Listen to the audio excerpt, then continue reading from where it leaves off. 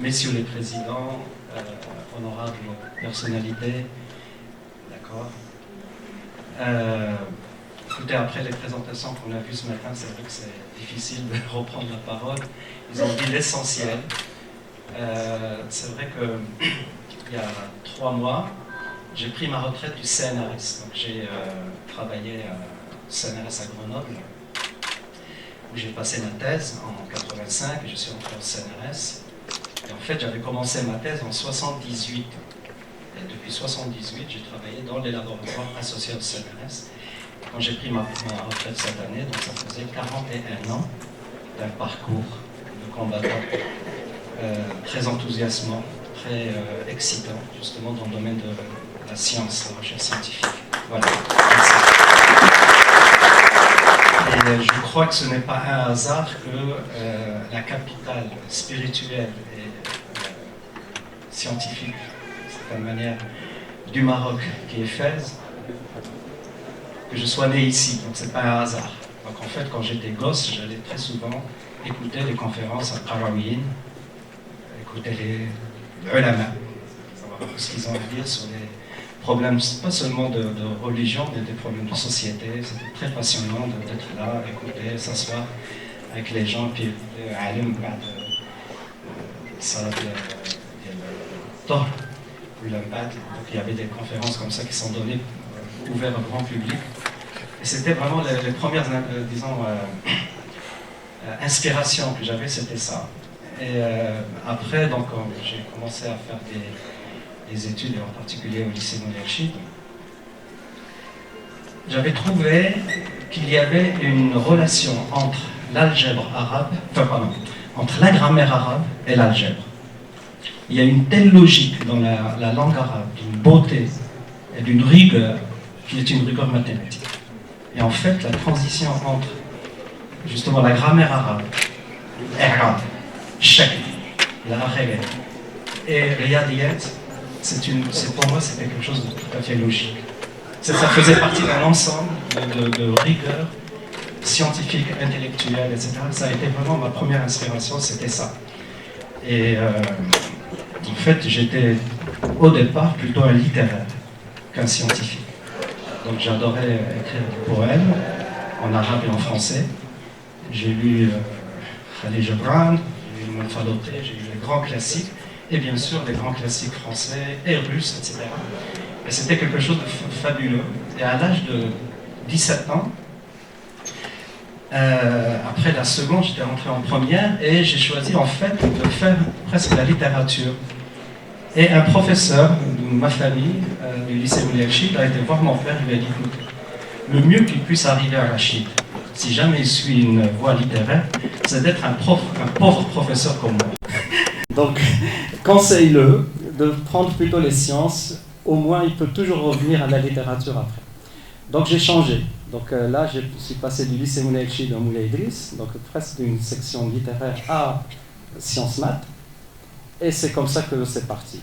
Et donc les 2 années première et terminale que j'avais passées au lycée Moulay Idriss, c'était des années absolument fabuleuses, vraiment fabuleuses. La promotion 1971 de sciences mathématiques à Moulay Idriss, je pense que c'était une promotion historique. C'est-à-dire qu'il y a eu 11 ou 12 parmi les étudiants, enfin les élèves en terminale qui sont allés au lycée Lyoté pour faire maths sup. Des classes de sciences mathématiques au Maroc, il y en avait partout. Il y en avait à Rabat, à Casablanca, à Marrakech, à Tanger, partout et à Fès. Donc, une promotion de 10 ou 12 élèves, ça faisait déjà 25% d'une promotion de classe de mathématiques supérieures. Et ils ont dû arrêter la liste parce qu'on aurait pu être plus que 12 à y aller, et parmi lesquels il y avait ma personne. Donc en fait, en 71-72, je suis allé à Rabat, où j'ai intégré donc, la seule faculté des sciences à l'époque à l'université Mohammed V. Et alors c'était absolument un plaisir d'avoir des professeurs marocains, français, nous enseigner les mathématiques pures. C'était excellent. Mais peut-être parmi vous se souviennent ce qui s'est passé en 72, il y avait pas mal de troubles, etc. Donc j'ai préféré demandé à aller en maths sup à Rouen en 72, et c'est ce que j'ai fait. Et en fait, les années que j'ai passées et à Moulay Rachid, à Moulay Idriss et à l'université Mohammed V, ça m'a permis effectivement d'être là devant vous aujourd'hui. Ça, c'est très important à savoir. Il y avait une qualité d'enseignement, il y avait un engagement des professeurs, il y avait un enthousiasme qui était transmissible, contagieux. Voilà. Et donc j'ai vécu un peu là-dedans, et c'est vrai que si parmi mes professeurs, il y en a qui sont encore vivants, je les remercie. Ceux qui sont morts, Allah yarhamhum, mais vraiment, je le remercie.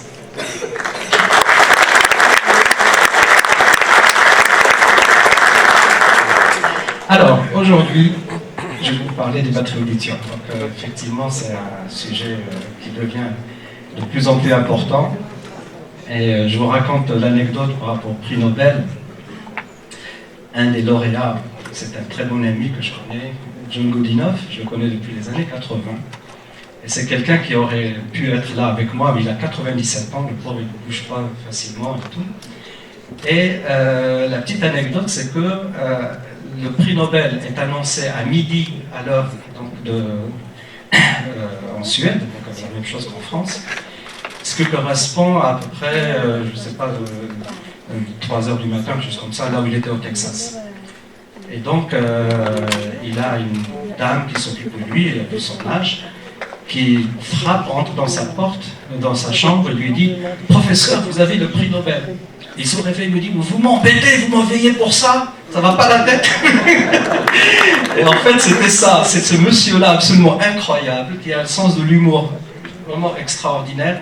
Et d'une manière générale, quand j'étais à Caltech, California Institute of Technology, j'étais avec un professeur qui était plus physicien, et par l'interaction qu'on a eue, il a commencé à aller dans les congrès des batteries. Donc c'était pas évident. Et un des commentaires qu'il m'a dit, Rachid, moi je connais la communauté des physiciens, du solide, etc. Mais vous, les gens des batteries, vous êtes des gens très joyeux. Vous avez l'enthousiasme. Et donc on me dit, ben oui, on est toujours chargé. On est toujours chargé. Et donc, bon, c'est comme je vous avais dit, 41 ans dédiés à la recherche scientifique et au développement des batteries au lithium. Donc je vous raconterai un peu la petite histoire de l'évolution des batteries au lithium à travers cette présentation. Et évidemment, l'histoire ne s'arrête pas là, puisqu'il y a encore tellement de choses à faire dans ce domaine que l'enthousiasme n'est pas tombé malgré tout ce que vous savez, ce qui s'est passé la semaine dernière, etc. Bien au contraire, pour ce qui me concerne, ça me encourage à continuer. L'enthousiasme est toujours là, il y a tellement encore de choses à faire, et j'espère, à travers cette conférence avec les étudiants de l'université privée de Fès, et à travers eux, tous les étudiants du Maroc, dire que voilà, il y a encore des choses à faire, et je serais heureux de communiquer avec eux, voir si on peut les accompagner dans des projets, etc. Et j'espère revenir à Fès le plus souvent possible. Voilà. Alors, donc, je vais vous parler d'abord des batteries au lithium. Bon, vous les avez toutes dans vos mains grâce au téléphone portable. Et puis, je vais vous parler des prix et puis des problèmes qui se posent encore. Donc, ça ouvre un peu ce qu'il y a encore à faire pour l'avenir. Et puis, donc, les solutions que nous, on apporte à tous les problèmes qu'on voit à l'horizon des batteries au lithium. Parce que l'histoire n'est pas encore finie. Alors, très simple. La première chose, c'est quoi une batterie au lithium? Une batterie au lithium, en gros, vous avez 3 composants principaux. Alors, vous avez donc ce qu'on appelle la cathode, c'est le pôle plus. C'est un métal oxydé au lithium, c'est ce que notre ami John Goodenough a inventé, je vous en parlerai. De l'autre côté, vous avez le pôle négatif, à base de graphite, que moi-même j'avais inventé en même temps que John Goodenough. Et entre les deux, vous avez un électrolyte, C'est-à-dire c'est un système qui permet de transférer les ions lithium depuis l'anode et la cathode. Et en fait, ce qui se passe, c'est que quand vous avez la batterie au départ, il n'y a pas de lithium. Donc les points rouges ici, c'est les atomes de lithium, les ions lithium. Il n'y a pas de lithium côté anode. Et donc on charge en transférant le lithium depuis la cathode vers l'anode quand on charge. Et quand on décharge, on fait l'opération inverse. Voilà. Donc c'est un système qui paraît très très simple. Un sandwich. Vous avez l'anode, la cathode, le séparateur entre les deux, avec un électrolyte. Ça a l'air très simple, mais croyez-moi, quand vous entrez dans les détails, vous vous rendez compte que c'est une complexité assez extraordinaire. Alors, pourquoi les batteries au lithium? Pourquoi elles dominent le monde aujourd'hui dans le domaine des batteries? C'est d'abord la densité d'énergie, c'est-à-dire combien d'énergie vous pouvez stocker par kilo ou par litre de la batterie, selon que ce soit le poids qui est important ou le volume qui est important. Et donc, ce graphe permet en fait de comparer des batteries de différentes chimies. Donc, vous avez la batterie au plomb, la batterie au nickel-cadmium, la batterie nickel-métal-hydrure et le lithium-ion qui sont là. Donc, vous voyez qu'en fait, le lithium-ion, il a des performances aussi bien en densité d'énergie massique et en densité d'énergie volumétrique qui est la plus importante. Donc ça c'est très important, ça veut dire que bon, finalement vous avez entre le plomb et le lithium-ion un facteur 5 en densité d'énergie. Donc il vous donne 5 fois plus d'énergie par kilo ou par volume, par litre. La batterie au plomb, elle est toujours très populaire. Quand vous démarrez votre voiture le matin, c'est cette batterie-là qui vous permet de démarrer votre voiture. Elle est très robuste, il n'y a pas besoin d'avoir une grosse densité d'énergie, mais par contre, elle a une densité de puissance, c'est-à-dire qu'elle peut démarrer un moteur de voiture en quelques secondes. Voilà, donc elle a beaucoup de puissance. Et puis toutes ces batteries-là, alors celle-là a été découverte, enfin développée au milieu du 19e siècle. Et c'est très important à savoir ça. En 1858 ou 59, un dénommé monsieur Planté, un Français, a développé pour la première fois la batterie lithium-plomb, plomb acide, et elle est toujours utilisée aujourd'hui. Et quand on me pose la question, qu'est-ce qu'il y a au-delà des batteries au lithium-ion, je dis, oh, écoutez, la batterie lithium-ion, en 2250, elle sera encore là. Donc ça, pour moi, il n'y a aucun doute, parce que réaliser une batterie rechargeable, ça fait partie presque des miracles de la physique et de la chimie. C'est pas évident. Et je peux vous expliquer un peu pourquoi. C'est pas du tout évident d'amener une nouvelle chimie qui vous permette de faire des milliers de cycles qui soient sûrs, qui soient non polluantes, etc., etc. Et donc, ce qui fait que maintenant, pour ce que je pense aujourd'hui, j'espère que je me trompe, qu'il n'y aura pas, d'ici les 25 ou 30 ans prochains, une autre batterie meilleure que la batterie lithium. Ça va être très très difficile. On a essayé, croyez-moi, beaucoup de gens ont essayé, y compris moi-même, et donc c'est vrai que c'est très très très difficile de réaliser un système aussi performant que la batterie lithium. Alors, donc ça c'est l'évolution en fait depuis, donc la batterie a été commercialisée en 1991 par Sony. Donc ça c'est la densité d'énergie en watts par litre, et là c'est la densité d'énergie en watts par kilo, wattheure par kilo. Et vous voyez, ça a évolué presque linéairement, hein, depuis le début des années 90 jusqu'à à peu près il y a une dizaine d'années. Et là ça s'est stabilisé. Donc là on est à peu près à 250, les meilleures batteries au lithium aujourd'hui sont à peu près à 250 wattheures par kilo. Et ça monte très très peu, 2 ou 3% chaque année, donc c'est pas significatif. Et ça c'est très important, c'est-à-dire qu'on est arrivé pratiquement au bout de presque une trentaine d'années à une limite de ce que les matériaux peuvent faire. Alors à moins que le futur prix Nobel de chimie arrive avec une idée absolument out of the box, comme on dit, à laquelle personne n'a pensé, il dit ah bah voilà, j'ai une nouvelle anode, hop, j'ai une nouvelle cathode, et à ce moment-là je peux faire un saut entre 250 et peut-être 400 ou 500 wattheures par kilo. C'est pas impossible, mais c'est très très très difficile. Alors l'autre chose aussi, pourquoi les batteries au lithium sont si importantes, c'est par rapport à la densité de puissance. Donc en fait, là, on compare plusieurs batteries, c'est-à-dire que l'énergie que vous donne une batterie dépend de la vitesse à laquelle on va la décharger. C'est comme une voiture, vous remplissez votre réservoir d'essence et la distance que vous allez parcourir va dépendre de la vitesse. Plus vous allez vite, moins vous allez loin. Donc c'est presque un proverbe ça. Et donc c'est pareil pour les batteries, c'est-à-dire que vous chargez une batterie à 100%, si vous la déchargez en 5 heures, elle va vous donner une certaine quantité d'énergie. Si vous la déchargez en une demi-heure, elle vous donnera que la moitié. Et donc en fait, quand vous augmentez la vitesse de décharge, là, vous voyez que l'énergie, elle diminue. Voilà. Mais par contre, ce qui est très intéressant ici, c'est qu'en comparant avec les autres batteries, dont je viens de vous parler, c'est-à-dire le plomb, le cadmium, le caoutchouc d'hydrure et d'autres, là, c'est toujours les batteries au lithium qui dominent. L'autre chose très importante, c'est la durée de vie. Et ça, on veut que les batteries durent au moins 10 ans pour une voiture électrique. D'accord ? Pour les téléphones, c'est un peu moins critique. 2-3 ans, ça suffit. Mais sachez que les batteries, au bout de 2 ou 3 ans, sont encore utilisables. Et il y a des gens qui travaillent sur ce qu'on appelle la deuxième vie. C'est-à-dire on récupère les batteries des téléphones et on peut les réutiliser pour d'autres applications que le téléphone portable. Parce qu'il y a encore, entre guillemets, du jus dans ces batteries-là. Elles ne sont pas tout à fait mortes au bout de 2 ou 3 ans. Et en fait, là, ce diagramme nous montre le nombre de cycles charge-décharge qu'on peut faire en fonction du taux d'utilisation. C'est-à-dire que plus je décharge la batterie profondément, ici, moins j'ai le nombre de cycles. Et en fait, pour une voiture électrique, il faut se situer à peu près par là, au moins de 2000 à 3000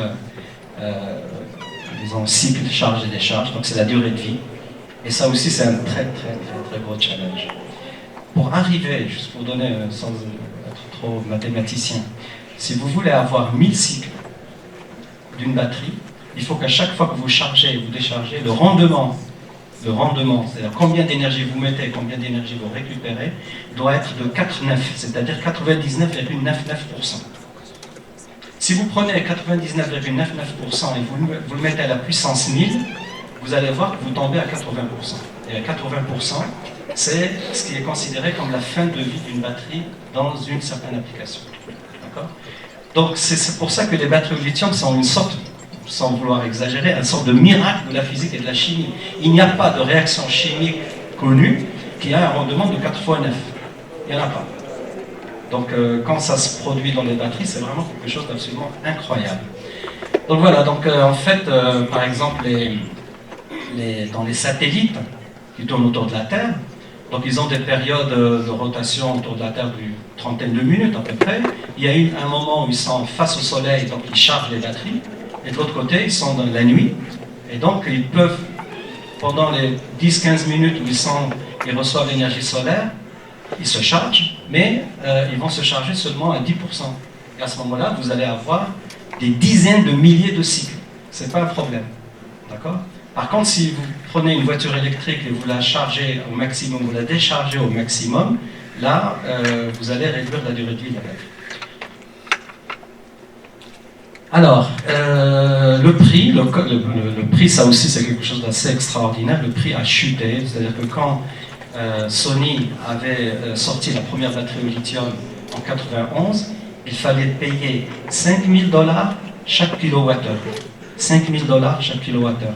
On est tombé aujourd'hui à 176, depuis 5000. Donc en moins de 30 ans, le prix a été divisé presque par 100. C'est assez extraordinaire. Et donc tout ça, pourquoi ? Parce que d'abord, il y a la production, la masse. Donc en 2018, il y a eu 8 milliards de batteries qui ont été fabriquées dans le monde. Et ça augmente de 15 à 20% chaque année. Et aujourd'hui, c'est la Chine qui domine le monde dans ce domaine-là. Ils occupent à peu près 65% du marché mondial. Parce que, ils ont fait ce qu'il fallait au bon moment. Moi, j'ai suivi ça. J'étais en Chine en 95-96. Ils ne savaient pas fabriquer la batterie au lithium. Et maintenant, ils sont le leader mondial parce qu'ils ont fait les efforts qu'il fallait. Et surtout très important, ils ont formé des ingénieurs. Ils les ont envoyés en Californie, ils les ont envoyés au MIT, ils les ont envoyés en Europe, en Australie. Et ils reviennent.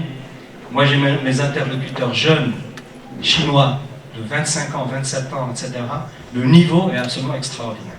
Et ça, j'aimerais voir ça au Maroc un jour. C'est-à-dire que des gens qui arrivent à un niveau qui permettent justement de, disons, me défier. Moi, professeur, je dis, monsieur le professeur, je ne suis pas d'accord avec vous. Et, super, alors discutons. C'est extraordinaire ça. Et donc là, la Chine a fait ce qu'il fallait, et je crois que c'est un exemple à suivre de près.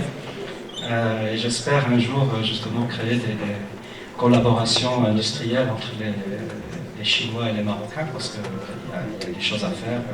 J'ai visité il y a même pas 2 mois, l'usine, la plus grande usine de production de batteries au lithium en Chine, ça s'appelle ATL.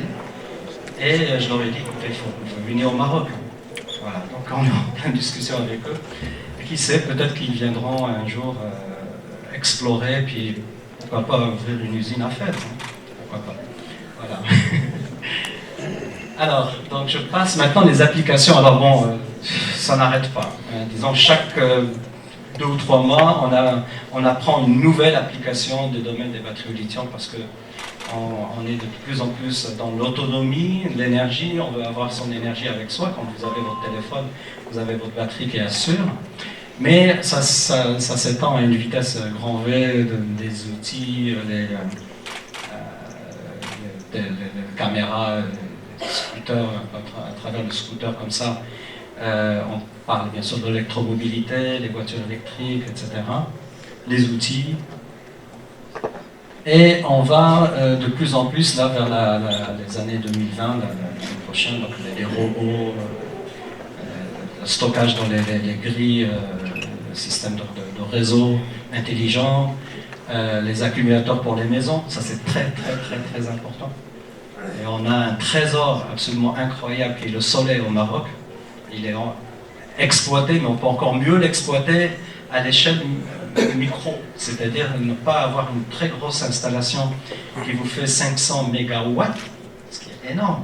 Par contre, vous avez quelques dizaines de kilowatts que vous pouvez mettre dans la terrasse d'une maison à Fès, elles sont toutes plates, et vous payez plus de facture d'électricité pour le restant de votre vie. Très simple. Vous stockez l'énergie pendant le jour pour la nuit, et vous avez tout ce qu'il faut, le chauffe-eau, la cuisine, tout ce qu'il faut. Donc c'est faisable.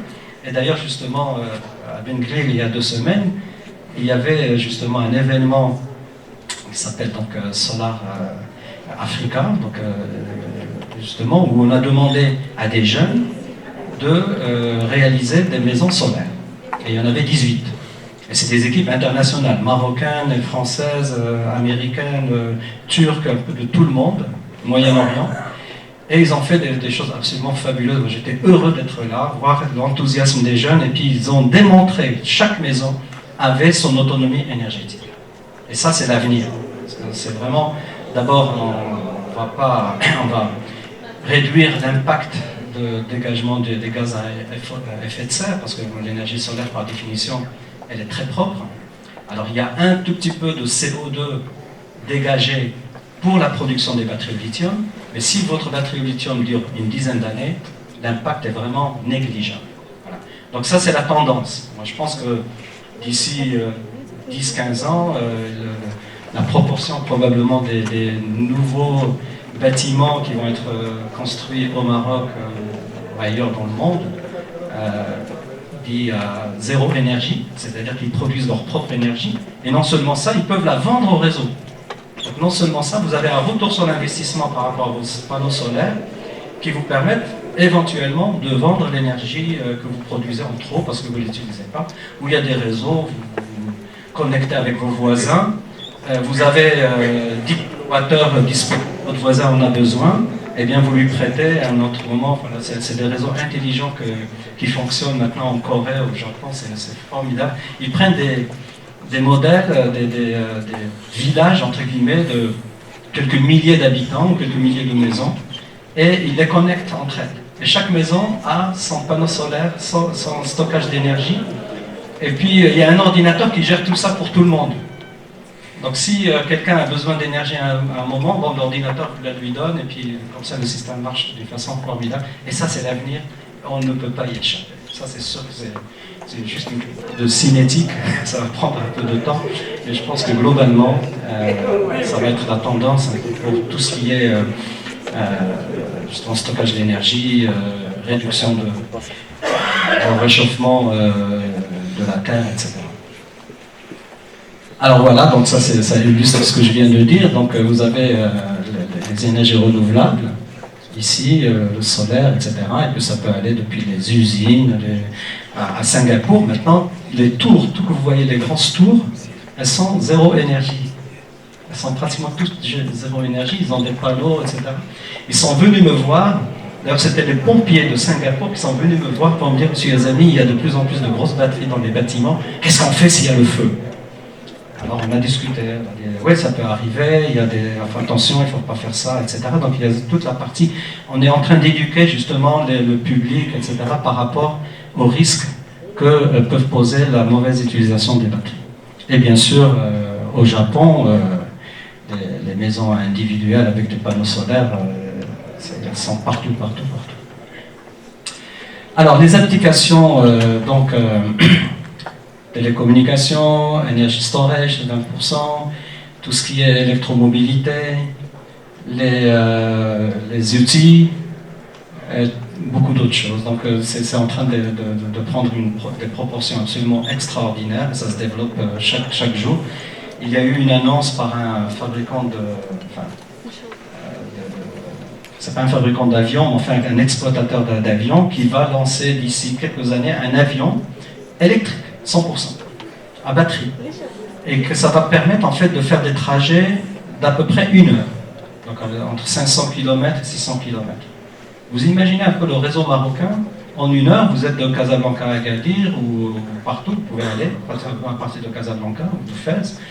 Donc c'est l'avenir aussi. Voilà, donc énergie solaire, vous stockez, vous chargez vos batteries, vous décollez, ça vous revient pratiquement rien du tout. C'est juste l'investissement au départ sur les batteries et sur le système de charge. Alors, bon, je passe là-dessus parce qu'il y a beaucoup de graphes pour montrer ce que je viens de dire, illustrer les différentes applications, comment ça va évoluer jusqu'à 2025. On va pratiquement atteindre facilement, d'ici 1 ou 2 ans, les 100 milliards de dollars de marché. Et ça augmente. Ça n'a pas connu la crise de 2008, etc. Même pendant le milieu de la crise financière de 2008, les gens continuaient à acheter des téléphones portables. Donc l'industrie des batteries au lithium a continué à augmenter sans aucun problème. Voilà, donc maintenant on parle bien sûr des voitures électriques, de ce qu'on appelle les voitures hybrides. Alors une voiture hybride a 2 systèmes, disons, d'énergie, des batteries qui stockent l'énergie et qui font tourner le moteur de la voiture, donc le moteur électrique, et vous avez un système de combustion interne, un moteur de combustion interne, qui génère l'électricité qui charge les batteries. Donc ça s'appelle un système hybride, et c'est maintenant connu, vous pouvez acheter une voiture hybride aujourd'hui au Maroc, il y a plein de fabricants asiatiques et européens qui fabriquent cette voiture. Et vous avez EV, c'est-à-dire batterie électrique véhicule à base de batterie seulement, 100%. Et donc tout ça, ça a évolué à une vitesse très importante. Et pas plus tard qu'il y a 3-4 jours, j'ai eu au téléphone le responsable de PSA. Vous savez que PSA a ouvert une usine à Kénitra. Et il m'a dit, Rachid, c'est notre intention de fabriquer des voitures électriques au Maroc. Alors je dis, il faut qu'on fasse les batteries. On peut préparer les batteries, parce que s'ils viennent ici, ils ont besoin des batteries, il faut que ce soit des batteries marocaines. Et on peut les faire. Et ça, depuis 2014, j'arrête pas de me répéter, nous avons les phosphates, nous avons le fluor, nous avons tous les composants pour fabriquer des batteries au lithium. Il faut juste un peu de bonne volonté, et l'argent, on le trouve, c'est pas un problème. Vous allez frapper les portes des grands investisseurs, ils viennent, mais il faudrait qu'il y ait un projet marocain, national, sur le développement des batteries au lithium, parce que tout le monde s'y met, même l'Europe, avec beaucoup de retard, cette année, enfin, la France et l'Allemagne ont décidé de mettre 6 ou 7 milliards de dollars pour produire des batteries au lithium. Parce qu'ils se sont rendus compte que le marché des voitures électriques est en Europe et la production des batteries est en Chine. Vous imaginez un peu ce que la Chine peut exercer comme, disons, pression, justement, sur l'Europe par rapport aux batteries. Donc ça devient stratégique. Très important. Donc, il n'est jamais trop tard, même au Maroc, il n'est jamais trop tard pour commencer quelque chose dans ce domaine-là. Et il y a des scientifiques, je ne sais pas si vous avez entendu parler de mon ami Khalil Amin, qui est donc un Marocain, qui a fait sa thèse à Bordeaux, qui a travaillé au Japon, comme moi aussi j'étais au Japon. Et là, il est le patron, pratiquement, des programmes de recherche sur les batteries au lithium au département de l'énergie américain, dans un laboratoire qui s'appelle Argonne National Lab, donc c'est très connu. Et il a reçu cette année, mais j'essayais de faire un peu de publicité pour lui, il me dit, Rachid, s'il te plaît, laisse-moi tranquille, j'ai pas envie de faire ça.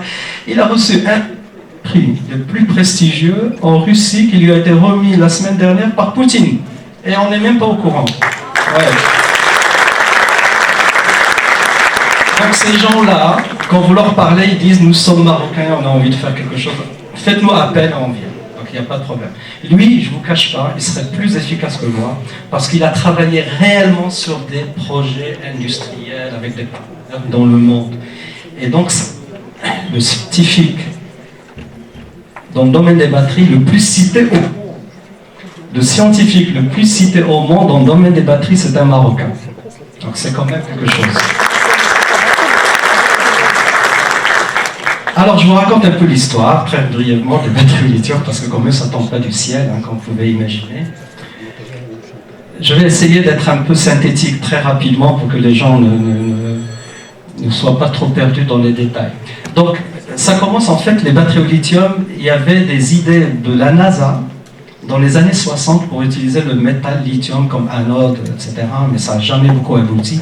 Et en fait, pour une raison qui est peut-être pas toujours facile à expliquer, mais enfin quand même, ce sont les Japonais qui ont toujours été les leaders mondiaux dans l'introduction des batteries au lithium. Aussi bien les piles, ce qu'on appelle les piles, ce sont des systèmes non rechargeables, et on les achète, les piles boutons, pour tout ce qui est remote control, etc. C'est des piles à base de lithium oxyde de manganèse ou de lithium carbone fluoré.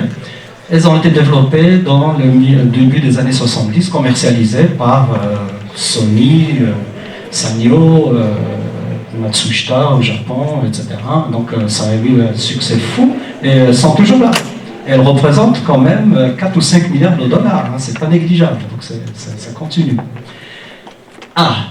Milieu des années 70, mon collègue et ami, Stanley Whittingham, a introduit la notion, alors ça c'est très joli, ça c'est ce qui différencie le prix Nobel de Stockholm et le prix Nobel de Washington. Le prix Nobel de Stockholm, c'est plus spirituel, c'est plus intellectuel. Si vous avez un concept, même si ça ne marche pas, eh bien vous pouvez avoir le prix Nobel. D'accord ? C'est un concept. Et il est venu avec le concept des matériaux d'insertion. C'est le premier qui a dit, si on utilisait des matériaux d'insertion, on pourrait faire une batterie rechargeable. Ça suffit. Il a monté une batterie qui n'a jamais marché, qui a explosé. Et donc Exxon ou Esso, qui à l'époque finançait ses recherches, ils ont arrêté.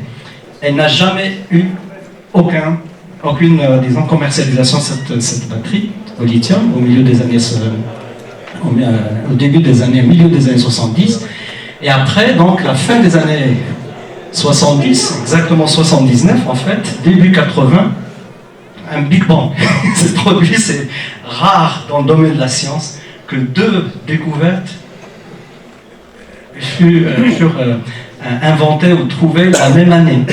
Donc mon ami John Godinoff, 97 ans, le plus vieux, la personne la plus âgée à avoir reçu le prix Nobel la semaine dernière, il a découvert la cathode à base de lithium cobalt oxyde.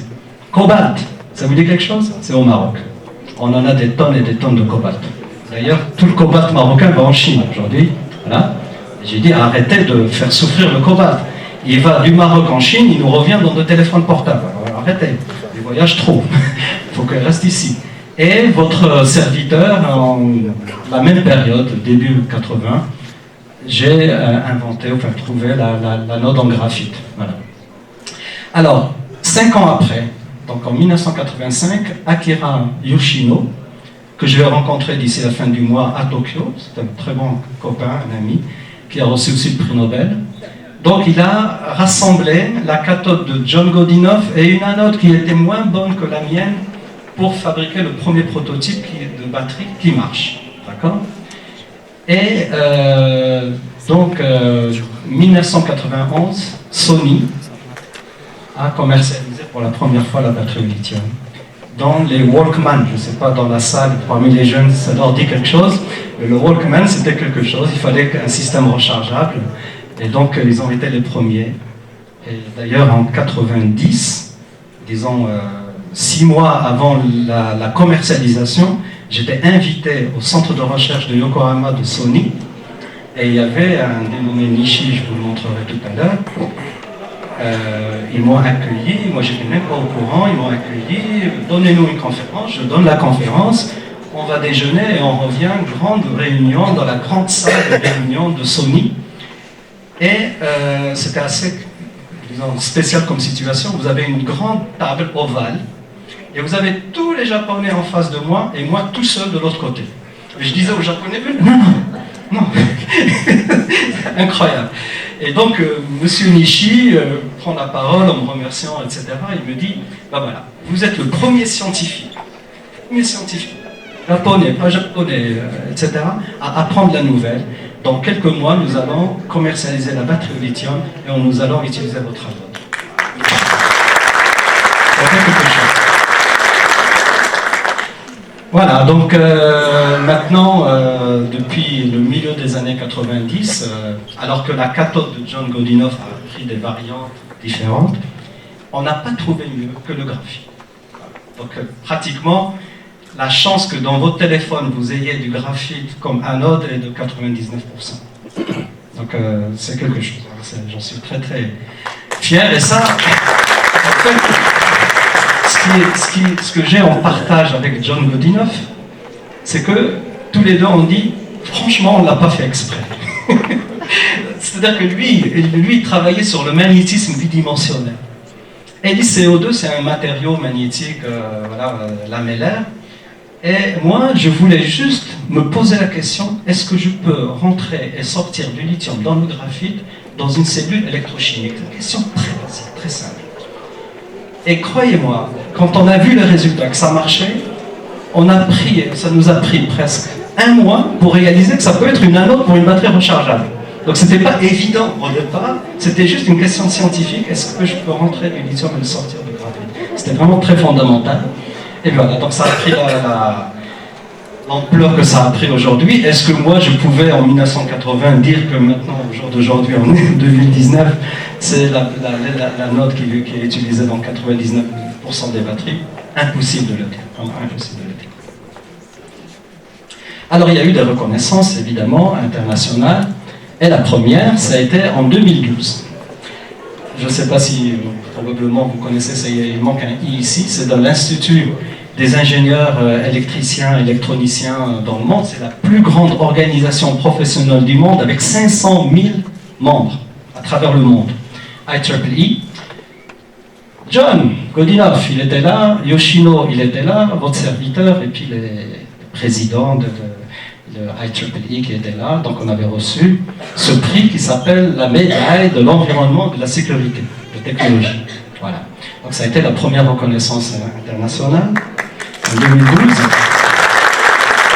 Alors ça a été suivi par le prix Draper dont on nous a parlé. En fait, la petite histoire du prix Draper, c'est que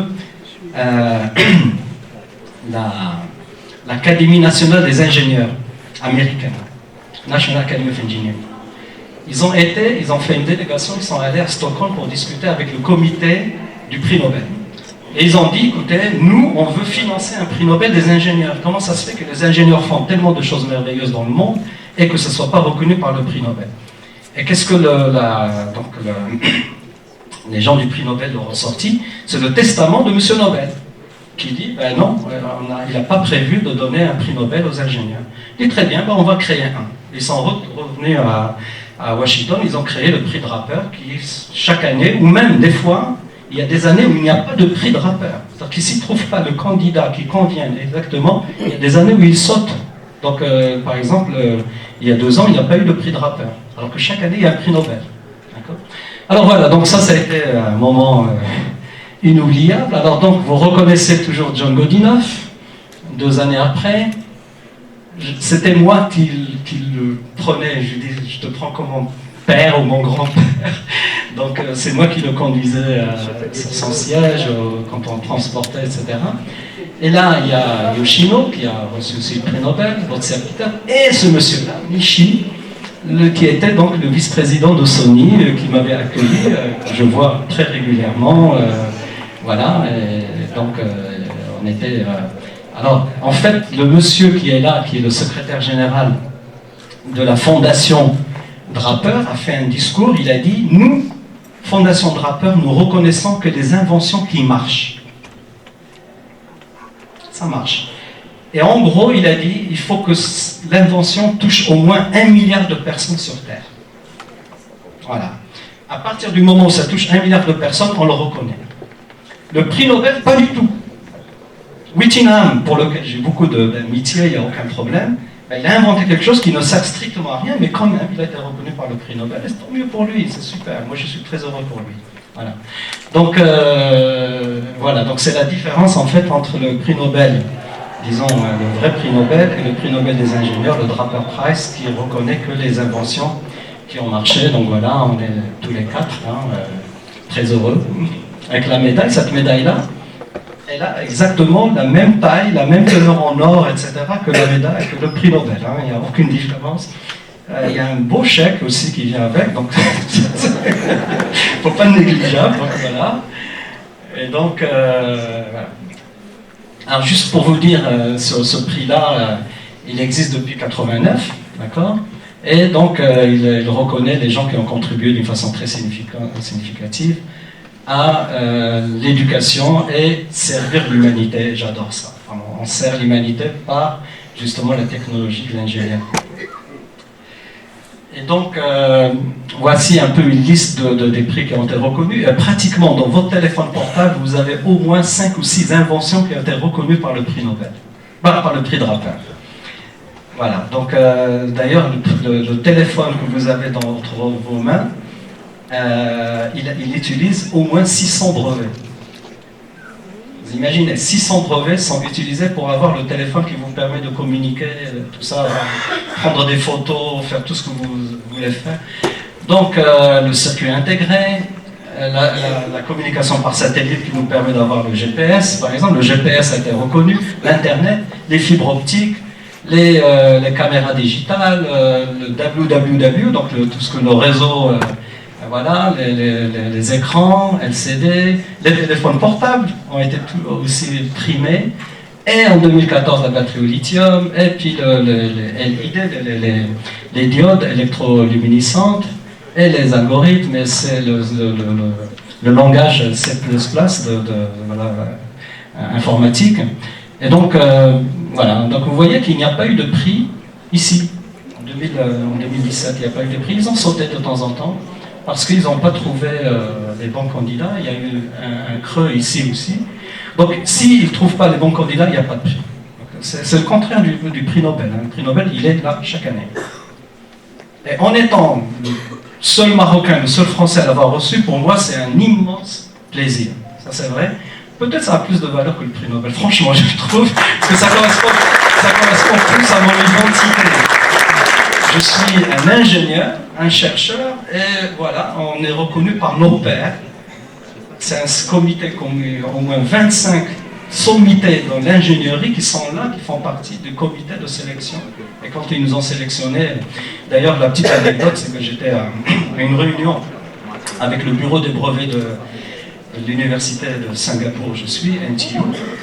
Et donc vers 11h le matin, je reçois un téléphone avec l'indicatif Washington. Et donc le monsieur derrière le téléphone dit voilà, je me présente, je suis le secrétaire général de l'Académie nationale des ingénieurs à Washington. Je dis bonjour monsieur, que puis-je pour vous? Je ne connaissais pas. Il me dit ben voilà, j'ai une très bonne nouvelle pour vous. Vous êtes un des 4 lauréats pour le prix Draper 2014. Je dis c'est quoi le prix Draper? Je ne connaissais pas du tout parce que beaucoup de gens ne savent pas ce que c'est. Oui. Ah merci. Donc il m'a expliqué que voilà, que c'est l'équivalent du prix Nobel et que voilà, il m'a dit tout de suite prenez votre agenda et le 18 février 2014 vous devez être à Washington pour le recevoir. Voilà, c'est parti comme ça. C'était vraiment une très très belle aventure. Et donc, voilà, avoir inscrit... Alors, l'autre chose qui est très intéressante, si vous visitez le musée des sciences à Washington, il y a un stand dans lequel il y a mon nom, comme inventeur des batteries au lithium. Donc, ça fait partie des choses vraiment... Sa Majesté m'a décoré, donc ça c'était un grand honneur. En 2014, lors de la fête du trône, la compétence intellectuelle. Quand ma femme a entendu ça, elle m'a dit, je crois qu'ils se sont trompés. Mais bon. Après, donc, il y a l'année dernière, c'était donc le prix du scientifique arabe. Donc ça s'est passé à Koweït, et donc ça s'appelle Takrim. Et donc j'ai été honoré par mes pères arabes. Il y avait donc tous les émirs et tout ça qui étaient là. C'était vraiment et bon, c'était aussi un honneur non seulement pour ma humble personne, mais aussi pour le Maroc. Et puis cette année, il y a un mois, j'ai reçu donc le prix des investisseurs arabes à Paris, à l'UNESCO. Et à cette occasion, je reçois cette très belle lettre de Sa Majesté qui me félicite. Et je suis très honoré. Voilà. Je vais la mettre sous cadre, etc. Donc c'est la 3e lettre que je reçois de Sa Majesté. C'est quand même un grand, grand honneur qu'à ce niveau-là, la science soit reconnue et je le remercie. Ah, le prix Nobel. Voilà. Donc peut-être pour la première fois, vous voyez la tête de notre ami Whittingham. Les deux, le japonais Yoshino et Godinov, vous êtes familiers avec eux. Et donc voilà, donc c'est en fait la règle du prix Nobel, c'est qu'il n'y a au maximum que 3 qui peuvent l'avoir. Alors que le drapeur, on peut aller jusqu'à 4. D'accord ? Le prix russe qu'a reçu mon ami Amir Khalil, il peut y avoir 4 personnes, il n'y a pas de problème. Mais le prix Nobel, c'est comme ça, hein, c'est les règles. Donc si on avait été étendu à 4, je pense que ma photo aurait été ici. Mais elle le saura un jour. C'est pas un problème. Voilà. Donc tous ces gens-là, je les connais bien sûr depuis les années 80. On se rencontre à l'occasion des congrès et tout ça. Comme je vous ai dit, Yoshino, je vais le voir à Tokyo dans quelques semaines. Nishi va venir aussi. Donc tous ces gens-là, on est une famille. On se connaît très très bien. Juste pour votre information, le gouvernement japonais m'avait invité fin des années 80 pour passer 2 années à Kyoto. Et donc j'ai travaillé au Japon et j'ai eu, comment dirais-je, j'avais fait la bonne décision de prendre des cours de japonais qui étaient offerts par le gouvernement. Donc je suis allé, on est assis par terre, le stade. Quand il arrive, on dit Ohayo gozaimasu sensei, donc vraiment la tradition japonaise. Et donc j'ai appris un peu le japonais. Donc les Japonais savent que je parle un peu le japonais. Quand ils se parlent entre eux, ils disent attention, Yazami apprend le japonais, ne dites pas n'importe quoi. Et donc je vais chaque année au Japon parce que c'est un pays qui sait très très bien accueillir des scientifiques. Donc c'est un honneur de faire partie justement des gens qui, c'est toujours par invitation hein, pour aller à un congrès. Et le congrès de Tokyo, là dans 2 semaines, c'est sur l'évolution des batteries pour des voitures électriques. Donc c'est surtout ciblé sur des voitures électriques. Alors maintenant il reste les défis, donc je vais parler un peu de l'avenir. Alors, qu'est-ce qui reste encore à faire à mon avis hein, dans le domaine des batteries? La sécurité. Et ça, c'est quelque chose qu'on ne négocie pas. Il faut que les batteries soient sûres. On ne veut plus entendre parler des gens qui ont eu des accidents, qui sont brûlés, qui sont des batteries qui explosent, etc. Beaucoup de gens me disent « Ah, ma batterie a gonflé, qu'est-ce que je fais ?» Ça arrive, attention, c'est un système qui stocke de l'énergie. Quand il libère de l'énergie à la vitesse normale, en quelques heures, il n'y a strictement aucun problème. Si jamais cette énergie est libérée en quelques secondes, en fraction de seconde, là, ça fait des grosses explosions. Et la température d'une batterie qui prend feu peut dépasser 1000 degrés. C'est quand même très, très important à savoir. Donc, attention, attention, attention, ne chargez pas votre batterie dans votre lit ou sur un système qui est isolé thermiquement, etc. Il faut laisser l'air, c'est quand même important. Il y a aussi le problème, bien sûr, des chargeurs de batterie, mais ça, c'est un autre domaine. où actuellement beaucoup de gens chaque jour, on entend qu'il y a des incendies dans les maisons, des gens qui sont blessés ou même morts, etc., à cause de la combinaison d'un mauvais chargeur ou d'une mauvaise batterie. Donc ça, c'est la sécurité pour moi est très très important. La durée, le temps de charge de batterie devient actuellement un problème très crucial parce que comme on évolue vers la voiture électrique et que comme je vous avais dit, la densité d'énergie, pratiquement on est sur un plateau, on ne peut pas augmenter la quantité d'énergie par kilo, par litre, eh bien si je veux faire Fès-Marrakech aujourd'hui, avec une voiture électrique, je ne peux pas. Il faut que je m'arrête quelque part et que je recharge ma batterie, c'est obligé. Donc les batteries me permettent de faire au mieux dans les 300-400 km maximum, d'accord? Donc il faut charger les batteries. Et les gens ont envie de charger rapidement leur batterie dans des conditions bien sûr de sécurité. Donc ça, il faut réduire la durée de charge en dessous de 30 minutes. Et puis bien sûr, augmenter justement l'autonomie des batteries pour passer de ce qui est aujourd'hui entre 250 et 500 km à 900 km. Parce que c'est aujourd'hui ce qu'une voiture à combustion interne permet. Si vous remplissez votre réservoir d'essence et vous conduisez raisonnablement, vous pouvez conduire à peu près 900 km. Voilà. Et bien sûr, étendre la durée de vie, parce que ça c'est pour des raisons économiques et écologiques.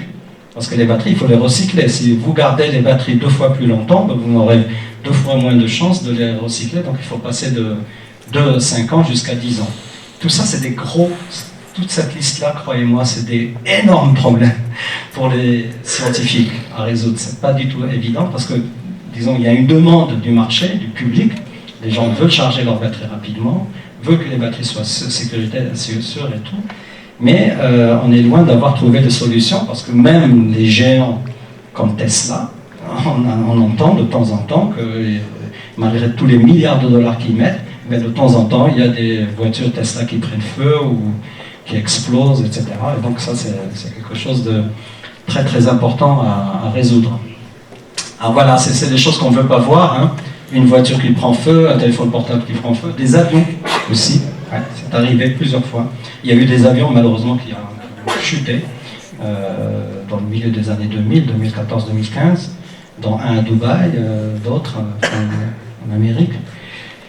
Qui ont, voilà, parce que, alors on a mis de plus en plus de régulations par rapport à la quantité de batterie que vous pouvez transporter avec vous dans un avion, donc c'est strict. Si vous allez en Chine, vous ne pouvez pas mettre une batterie dans ce qui va dans la soute à bagages, impossible. Vous devez prendre vos batteries avec vous dans l'avion, et vous ne pouvez pas avoir plus d'une soixantaine de watts-heure. Donc en gros, la quantité d'énergie dans un téléphone, dans un ordinateur. Ça devient de plus en plus strict.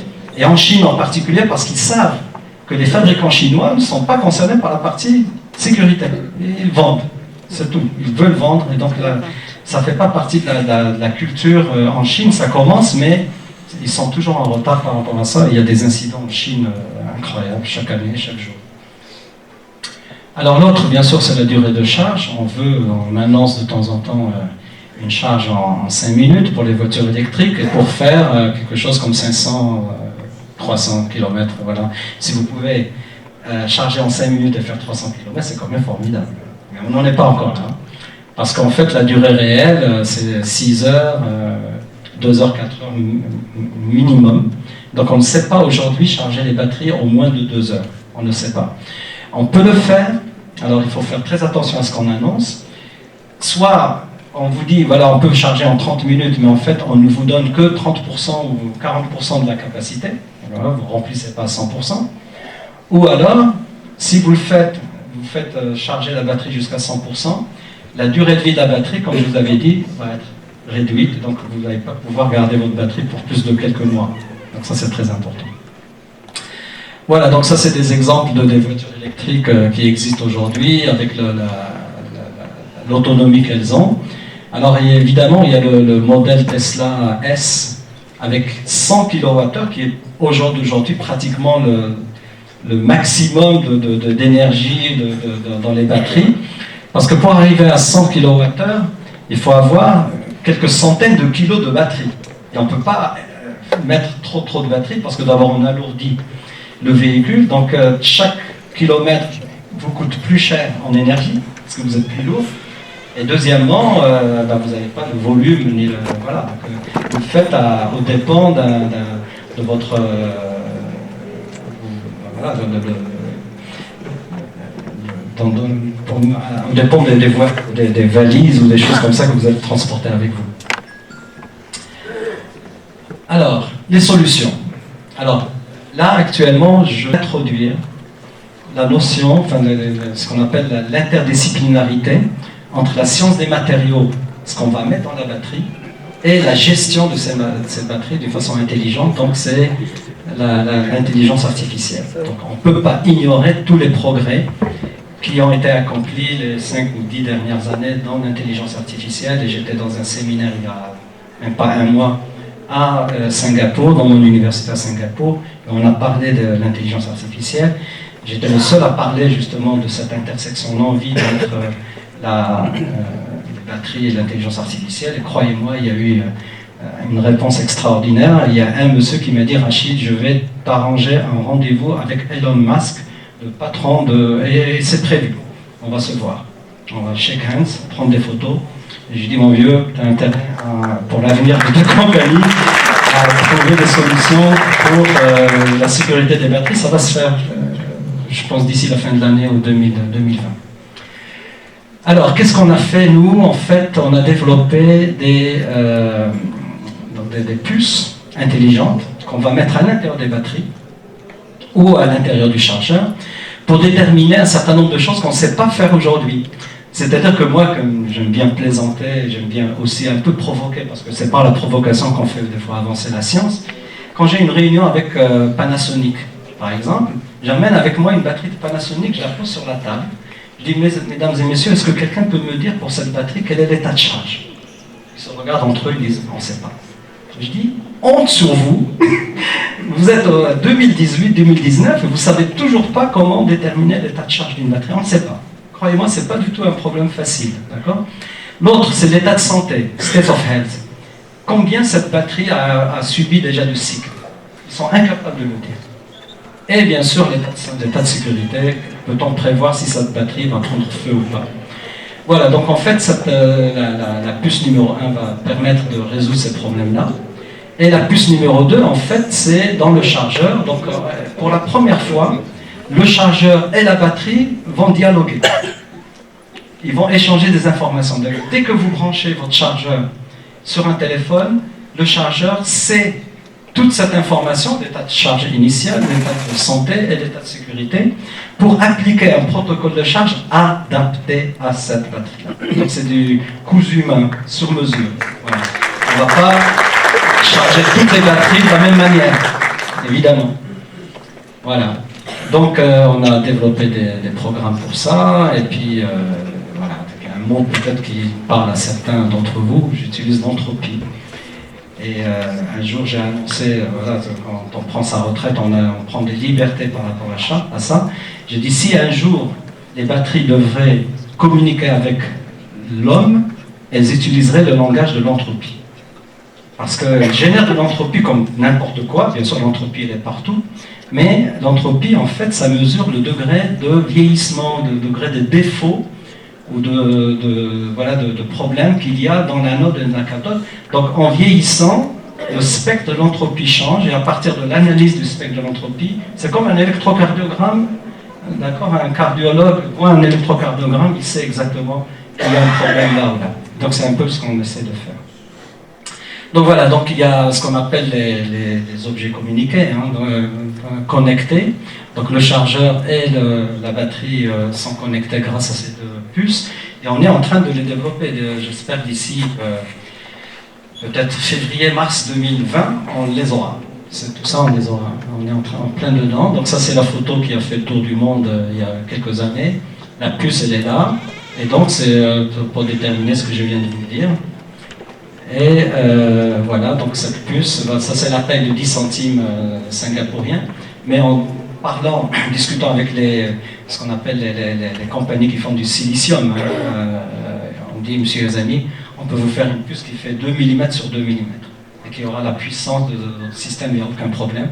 Donc ça c'est très très bien. Et en plus il y a des technologies nouvelles, des nouveaux semi-conducteurs qui sont nettement plus efficaces, des rendements nettement plus élevés que le silicium qui vont être utilisés. Donc on va utiliser la technologie la plus avancée qui existe actuellement sur le marché pour développer ces systèmes. Alors je vous donne des exemples mais très rapidement, vous m'excusez, il y a des formules, bon voilà. Il y a une découverte que j'ai faite, je dis ça très humblement, qu'il y a une relation linéaire entre l'état de charge d'une batterie, son entropie et son enthalpie. Je ne rentre pas dans les détails, c'est absolument, ça, à mon avis, ça va changer la manière dont les gens, et croyez-moi, toutes les compagnies, y compris les chinoises, les coréennes, etc., on est en train de travailler avec eux là-dessus. C'est-à-dire que si vous mesurez l'entropie d'une façon hyper simple, en mesurant seulement la tension en volts et la température, si vous mesurez, vous combinez la température et la tension que n'importe quel système fait dans votre téléphone portable, vous avez des systèmes qui mesurent la tension et la température à chaque instant. Ça existe déjà, mais c'est juste convertir ces deux données en entropie qui n'est pas évident et utiliser l'entropie justement pour déterminer l'état de charge, donc il y a cette fonction-là. Et donc, ce qu'on appelle la machine learning, justement dans l'intelligence artificielle, c'est les coefficients qui sont ici vont changer avec l'état de santé, avec le vieillissement de la batterie, et donc le système ajuste les paramètres alpha-bêta au fur et à mesure, et donc on connaît l'état de charge et l'état de santé de la batterie au fur et à mesure qu'elle vieillit. Alors, là, très très important, très crucial, c'est le SOS, c'est pas un appel au secours, c'est State of Safety, donc c'est l'état de sécurité de la batterie. Et en fait, ce qui le plus souvent déclenche un événement thermique, ce qu'on appelle un thermal runaway, d'une batterie, c'est un court-circuit à l'intérieur. Donc je vous avais expliqué qu'il y avait l'anode et la cathode, qui est un séparateur entre les deux. Si par malheur, ce séparateur se brise et que les deux électrodes se mettent en contact l'un avec l'autre à l'intérieur, vous avez un court-circuit à l'intérieur, ça chauffe et ça explose. Voilà. Et au jour d'aujourd'hui, et donc j'étais il y a 2 ans à un forum organisé par le département de l'énergie américain, dans un laboratoire très connu qui s'appelle Sandia National Lab, à Albuquerque, et c'était sur la sécurité des batteries. Et ce qui est sorti à la fin, c'est qu'on ne sait pas prévoir si une batterie va s'emballer thermiquement. Il n'y a aucun moyen aujourd'hui de savoir, oui ou non.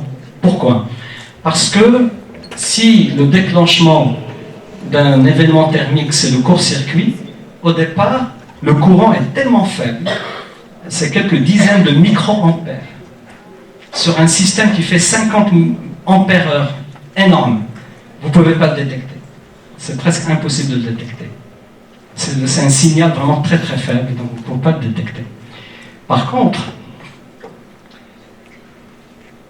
si on utilise l'entropie, et vraiment je ne rentre pas dans les détails, j'ai j'ai fabriqué des batteries avec des courts-circuits artificiels. Donc j'ai créé des courts-circuits artificiels dans les batteries et je regardais comment ça affecte l'entropie et l'enthalpie de la batterie. Et ça affecte énormément. Donc ça c'est un graphe, quand vous avez l'entropie en fonction de l'enthalpie, et vous voyez que par exemple, si vous prenez votre batterie, vous la mettez à 3,70 volts pour cette batterie-là, et vous mesurez l'entropie à cette valeur-là, et vous pouvez détecter si la batterie a une fuite à l'intérieur, parce que la différence entre la batterie qui n'en a pas, qui est ici, et les autres batteries est énorme. La différence est énorme, donc c'est une méthode hyper simple. N'importe quelle batterie, je peux la charger ou la décharger à 3,7 volts, par exemple. Je mesure l'entropie, température, tension, et je détermine, je dis, cette batterie, elle a un court-circuit ou pas. Voilà, donc on l'a breveté évidemment, et donc on est en train justement de commercialiser, j'espère, cette technologie pour permettre aux batteries d'être un peu plus sûres. C'est, en ma connaissance, la seule technique aujourd'hui qui permette de déterminer un court-circuit au début.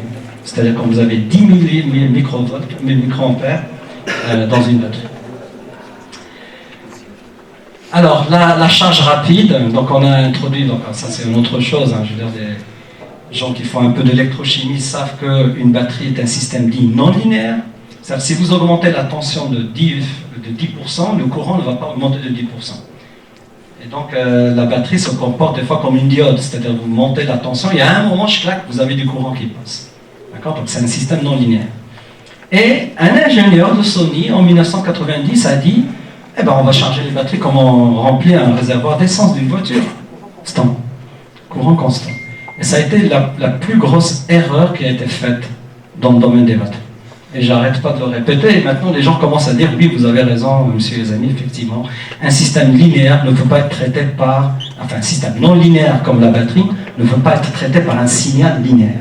C'est le b.a.-ba de la physique. D'accord? Donc, c'est un monsieur brave de Sony qui a dit, bon, pourquoi s'embêter, on va passer un courant constant, et puis voilà. Et en fait, ça marche jusqu'à à peu près 2 heures. Donc, si vous chargez en 2 heures à peu près ce qu'on appelle la méthode CCCV, donc la charge courant constant, tension constante, ça marche. Mais dès que vous allez descendre en dessous de 2 heures, vous allez à 90 minutes, 30, 60 minutes, etc. Et vous avez des explosions, la batterie n'accepte pas d'être chargée rapidement par cette méthode. Donc il faut développer une nouvelle méthode. Et c'est là que, on est arrivé avec une équation, je ne vais pas vous embêter avec les équations différentielles, dans lesquelles on met, c'est une sorte de mixeur, c'est un opérateur dans lequel on met le courant, la tension, la dérivée par rapport au temps, etc. Et on tient compte de l'état de santé de la batterie. Et on arrive à un mode de charge qu'on n'a jamais vu de l'histoire des batteries. Jamais. Ça ressemble à des pulses, mais en fait, ce n'est pas des vrais pulses. Un pulse, c'est un rectangle. Vous faites un courant, vous imposez le courant pendant un moment, puis ça retombe à zéro. Et en fait, il y a une relation entre la pente ici du courant et la pente de la tension. Et on fait à peu près 600 pulses, comme ça, en 30 minutes, et on charge la batterie, et la batterie est heureuse. Parce qu'à chaque fois, la question qu'on se pose avec le système, je vous donne un epsilon d'énergie, est-ce que vous êtes heureuse de le prendre, la batterie? Et pour savoir si elle le prend vite, on va regarder le courant. Donc si elle répond en disant il n'y a pas de problème, donc à ce moment-là on augmente, si elle dit oh là là, on recule. Et en fait, la conception de Sony qui est complètement fausse, c'est de dire je vais de A à B sur un chemin qui est plat.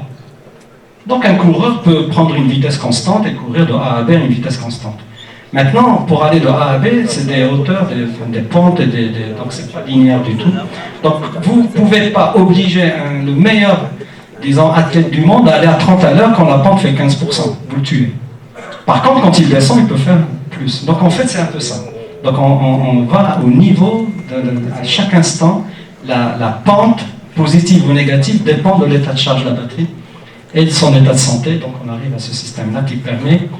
On a presque battu le record mondial. J'espère que ça... Voilà. Je reviens en arrière, pardon. Voilà. On a battu le record mondial du nombre de cycles, 1300, en chargeant la batterie en 30 minutes, à peu près. Personne au monde ne fait ça. Et je vais en Chine, je leur montre ça, je vais au Japon, je leur montre ça. Personne ne conteste qu'on est le seul au monde à pouvoir réaliser plus de 1300 cycles en chargeant la batterie en une demi-heure. Alors, donc j'ai créé une entreprise qui s'appelle KVI. K, c'est Kelvin, la température. V, c'est Volta, bien sûr, la tension. Et donc la combinaison de K et V, ça vous donne l'entropie. Et I, c'est Innovation. Voilà. C'est un holding, donc on voit grand. Donc on n'est pas très nombreux, mais enfin on est...